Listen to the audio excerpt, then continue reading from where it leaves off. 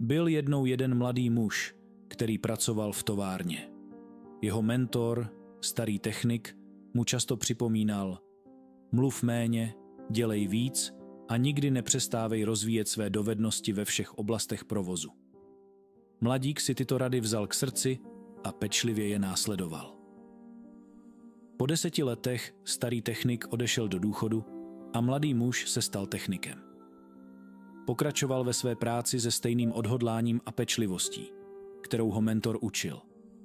Jednoho dne ho navštívil jeho starý mentor a všiml si, že mladík nevypadá spokojeně. Zeptal se ho tedy, co ho trápí. Mladík si povzdechl a svěřil se. Celá léta jsem plnil tvé rady. Vždy mlčím a soustředím se na práci. Vím, že jsem odvedl dobrou práci a naučil se všechno, co bylo možné se v továrně naučit. Nerozumím ale, proč byli povýšeni ostatní, kteří nemají moje zkušenosti ani schopnosti, zatímco já jsem pořád na stejné pozici a za stejnou mzdu. Starý muž se na chvíli zamyslel a pak se ho zeptal: jsi si jistý, že jsi se stal pro továrnu nepostradatelným? Mladý muž přikývl. Mentor se chvíli procházel sem a tam a pak mu poradil: vem si jeden den volno. Najdi si jakýkoliv důvod, ale dej si pauzu. Mladík byl překvapený, ale rada mu dávala smysl. Poděkoval mentorovi a rychle si zažádal o den volna. Když se druhý den vrátil do práce, zavolal si ho vedoucí a řekl mu, že továrna měla během jeho nepřítomnosti problémy, které obvykle řešil právě on.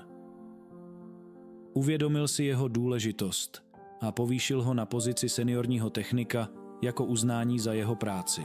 Mladík byl mentorovi nesmírně vděčný a uvěřil, že toto je klíč k úspěchu. Kdykoliv měl pocit, že si zaslouží větší ocenění, vzal si den volna. Po návratu vždy zjistil, že se situace v práci zlepšila. Tento postup opakoval po několik měsíců. Jednoho dne se však stalo něco nečekaného. Byl mu odepřen přístup do továrny. S šokem zjistil, že byl propuštěn. Nevěděl, co dál, a tak se obrátil na svého mentora. Proč jsem ztratil práci? Nedělal jsem všechno, jak jsi mi radil? Zeptal se s dotčenou hrdostí. Právě, že jsi nedělal, odpověděl mentor. Pochopil si jen polovinu mé lekce. Věděl si, že nikdo si nevšimne žárovky, která pořád svítí. Když ale zhasne, teprve tehdy lidé pochopí její hodnotu. Ale byl si tak dychtivý uplatnit tuto lekci, že jsi nepočkal na druhou polovinu. Jaká byla druhá polovina? Ptal se mladík, který začínal chápat svůj omyl. Mentor se nadechl a pomalu vysvětlil. Druhá polovina je ještě důležitější než první. Je to uvědomění, že pokud žárovka často zhasíná, dříve nebo později bude nahrazena za spolehlivější. Kdo by chtěl žárovku, na kterou se nemůže spolehnout? V životě, stejně jako v práci, musíš najít rovnováhu. Dávej lidem najevo svou hodnotu, ale nedovol, aby tě brali jako samozřejmost.